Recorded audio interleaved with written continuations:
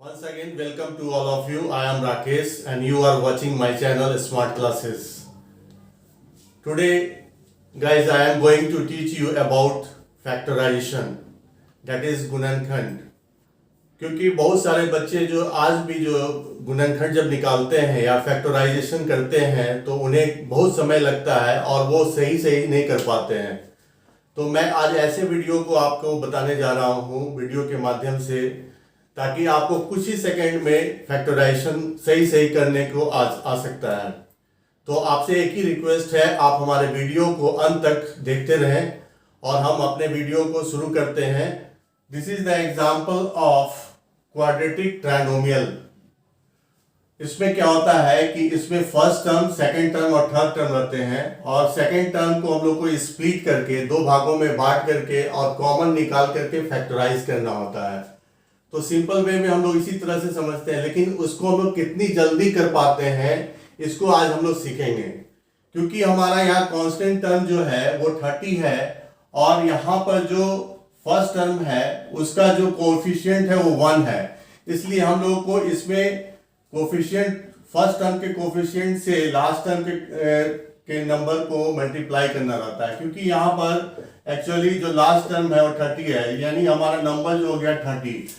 अब इस नंबर को हमको ऐसे ब्रेक करना है कि इसका ब्रेक करने पर जो दो नंबर आएगा उसको प्रोडक्ट हम लोग लिखते हैं और उस दो नंबर जो आएगा उसको हम लोग सम या सब्ट्रैक्ट करने पर ये सेकंड नंबर आएगा. तो अभी हम लोग ट्रेडिशनल उसी तरह से मेथड को हम लोग सीख रहे थे जिसमें काफी समय लग रहा था. जैसे कि देखिए यहाँ पर एक्स स्क्वायर प्लस, इसको अगर हम लोग ब्रेक करते हैं तो यहाँ पर हम लोग 30 को ब्रेक करते हैं तो 6x प्लस 5x प्लस 30. ये मिडिल टर्म 11x को हम लोगों ने 6x प्लस 5x में स्प्लिट किया तो ये स्प्लिट होकर के 6x प्लस 5x हो गया. और 30, क्योंकि 30 को हम लोग जब स्प्लिट करेंगे तो 6 5 जा 30, तो 6 5 जा 30 यहाँ पर मल्टीप्लाई में आ गया और 6x प्लस 5x को जोड़ दिए तो ये आ गया 11x. तो इस तरह से हम लोग इक्वेशन बनाते हैं. अब यहां से x कॉमन लेकर के x प्लस 6 और प्लस 5 यहां लेकर के x प्लस 6. आपका आंसर x प्लस 5 और x प्लस 6 आ गया. ये आपका ट्रेडिशनल मेथड है, लेकिन इसमें आपको काफी समय लगता है. मैं इस मेथड को दूसरे तरीके से दिखाता हूं. आप क्वेश्चन देखते ही ये क्वेश्चन को सॉल्व कर लीजिएगा. जैसे कि सपोज कीजिए 30 है तो 30 किस किस नंबर से डिवाइड हो रहा है. जैसे कि ये तो 1 से डिवाइड होता है, 2 से डिवाइड होता है, 3 से, उसके बाद 5 6, उसके बाद 10, मिनिमम इससे डिवाइड होता है.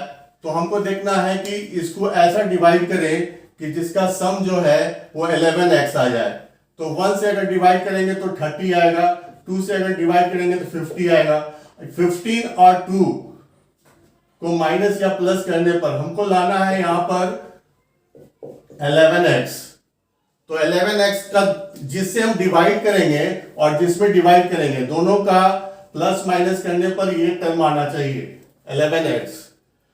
तो हम लोग क्या करेंगे, ये भी नहीं चलेगा. अब 3 से हम लोग इसको करते हैं तो 3 से करते हैं तो यहां पर 10 आता है. 10 और 3 13 होगा या 7 होगा.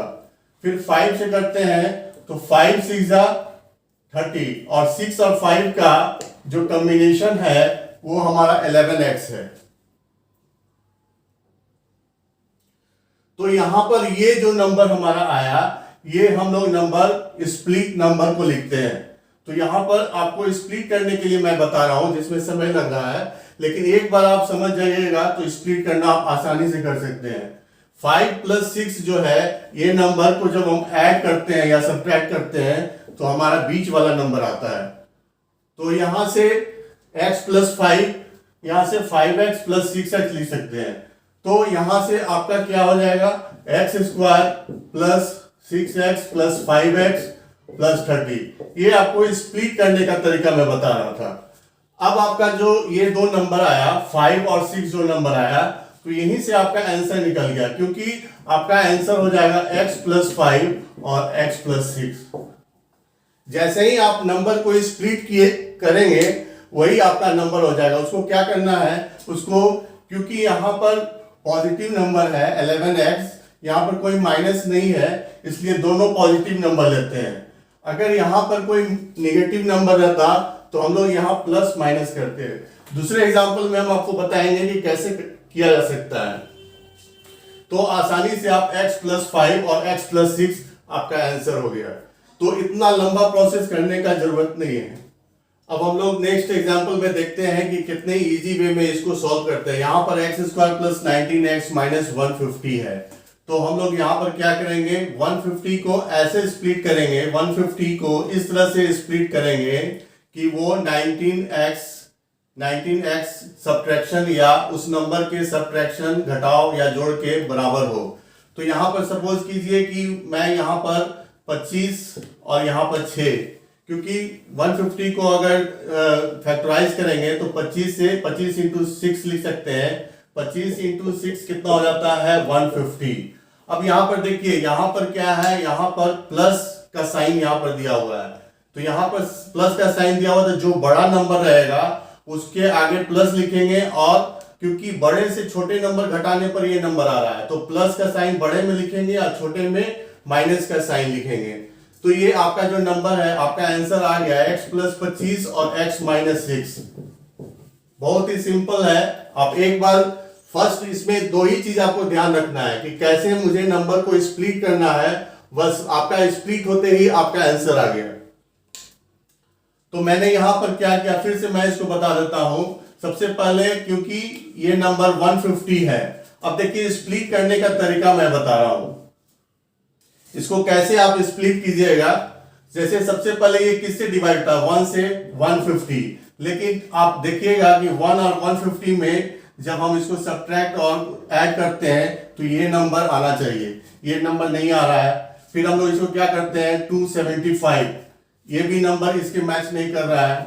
फिर 3 से हम लोग करते हैं तो 50, ये भी नंबर मैच नहीं कर रहा है। इसके बाद हम लोग क्या करते हैं, 4 से ये डिवाइड नहीं होगा, 5 से डिवाइड होगा 30। 5 और 30 को हम लोग जब रिलेट करते हैं तो ये सब्ट्रैक्ट और ऐड के बाद ये नंबर नहीं आ रहा है। अब हम लोग क्या करते हैं, 6 25 × 150। अब देखिए यहां पर ये नंबर जो है, this is perfect split number. मैं इसलिए कह रहा हूं कि जब 25 में हम लोग 6 को माइनस करते हैं, दैट गिव्स 19, और यही हमारा नंबर चाहिए। तो स्प्लिट आपको करने के लिए, क्योंकि बहुत बच्चे जो है वो स्प्लिट कर ही नहीं पाते हैं, जब आप स्प्लिट नहीं कीजिएगा तो आपको किसी भी तरह के प्रोसेस से आप उसको फैक्टराइज नहीं कर सकते हैं। तो स्प्लिट करने का ये तरीका आप जान जाइए, और इसके कारण आपको सेकंड में आप आराम से फैक्टराइज कर सकते हैं। और जब एक बार स्प्लिट हो जाता है वही आपका आंसर हो जाता है, क्योंकि हमारा यहाँ पर स्प्लिट नंबर जो है वो 25 और 6 है। सपोज कीजिए कि यहाँ पर 25 और 6 आया, तो हमको कौन सा नंबर प्लस लेना है, कौन सा माइनस लेना है, क्योंकि 25 बड़ा नंबर है और बड़े से हमको घटाना है, क्योंकि घटाने पर हमको 19 आ रहा है। तो जो बड़ा नंबर आएगा उसको प्लस लेंगे और जो छोटा नंबर आएगा उसको माइनस रख लेंगे, बस आपका काम हो गया। अब इसको x के साथ प्लस माइनस कर लीजिए, x + 25 और x - 6, और यही आपका आंसर हो गया। सो गाइस, हम कुछ एग्जांपल से आपको समझाने की कोशिश कर रहे हैं और उम्मीद करते हैं कि आपको समझ में आ रहा है। तो अगर समझ में आ रहा है तो आप हमारे चैनल को लाइक कीजिए और ज़्यादा से ज़्यादा शेयर कीजिए। अगर अभी तक आप हमारे चैनल को सब्सक्राइब नहीं किए हैं तो आई रिक्वेस्ट, सबसे पहले जा करके आप सब्सक्राइब कीजिए, क्योंकि बहुत ही बेहतरीन ट्रिक्स मैं देने जा रहा हूँ। और फिर अगला एग्जाम्पल मैं आपको काफ़ी ईजी वे में बताने जा रहा हूँ। ये देखिए, x² + 7x - 98, तो यहां से आप इसको स्प्लिट कीजिए, और स्प्लिट करने के बाद ये 14 7 जा 98, आंसर आ गया आपका x + 7, x + 14 और x - 7। अब आप सोचिएगा कि इतना जल्दी कैसे आंसर आ गया, तो मैं आपको बताता हूं। क्योंकि 98 को जब हम स्प्लिट करते हैं तो यहां पर स्प्लिट करने पर 249 जा, उसके बाद 3 से नहीं डिवाइड होगा, 6 6 से होगा, 6 1 जा 6 और 6 3 जा, इससे भी ये 13 और 6 को जब हम प्लस माइनस करते हैं, 13 प्लस 6 करते हैं तो ये मुझे 7x आना चाहिए, तो 7x इससे भी नहीं आ रहा है, तो ये दोनों हमारा स्प्लिट टर्म नहीं है। इसके बाद हम लोग क्या करते हैं, 7 लेते हैं तो यहाँ पर 14 आ जाता है। अब यहाँ पर देखिए ये जो हमारा स्प्लिट टर्म है ये सुइटेबल स्प्लिट टर्म है, क्योंकि 14 में से अगर हम 7 करेंगे तो हमारा कितना आ जाएगा, 7x। तो 14 7 जैसे ही आपका ये जो स्प्लिट नंबर आया, अब देखिए यहाँ पर मैंने क्या किया कि 14 जो है, क्योंकि बड़े नंबर से छोटे नंबर घटाने पर हमारा स्प्लिट नंबर आ रहा है, मिडिल टर्म नंबर आ रहा है, तो 14 हमारा क्या होगा, पॉजिटिव नंबर होगा और छोटा वाला जो होगा वो निगेटिव नंबर होगा। तो हमारा आंसर क्या हो जाएगा, x + 14 और x - 7। सो आप इस वीडियो को जरूर से जरूर लाइक कीजिए और ज्यादा से ज्यादा शेयर करने की कोशिश कीजिए। एक बार फिर से हम लोग फैक्टराइजेशन को समझने की कोशिश करते हैं और उम्मीद करते हैं कि आपको 100% फैक्टराइजेशन आ जाएगा और आपको कभी भी चिंता करने की जरूरत नहीं रहेगी। अब यहाँ पर हम लोग को क्या करना है, 120 को फैक्टराइज करना है। तो 120 को फैक्टराइज आप कर सकते हैं 12 और 10। 12 10 क्यों किया, क्योंकि 12 इंटू 10 जब करते हैं तो वो 120 आता है, जो कि इसके इक्विवेलेंट है। और 12 और 10 को जब हम सॉल्व करते हैं तो 12 + 10 क्या हो जाता है, वो देता है 22। अब यहाँ पर देखिए क्या हो रहा है, क्योंकि दोनों नंबर को जोड़ने पर हमको 22 आ रहा है, इसलिए यहाँ पर या तो प्लस का साइन होगा, या तो प्लस का साइन होगा या माइनस का साइन होगा। दोनों में प्लस का साइन होगा या माइनस होगा। अब हमको देखना है कि ये मिडिल टर्म में क्या लिखा हुआ है, माइनस या प्लस। यहाँ पर माइनस लिखा हुआ है, इसलिए हम लोग यहाँ पर क्या रखेंगे, -12 और -10। आपका आंसर आ गया x - 12 और x - 10। This is your factorisation number. तो आज का ये वीडियो था जिसमें मैंने फैक्टराइजेशन के बारे में आपको आसान और अच्छा ट्रिक्स बताया हूँ और उम्मीद करता हूँ कि अब आपको फैक्टराइजेशन में प्रॉब्लम नहीं होगा।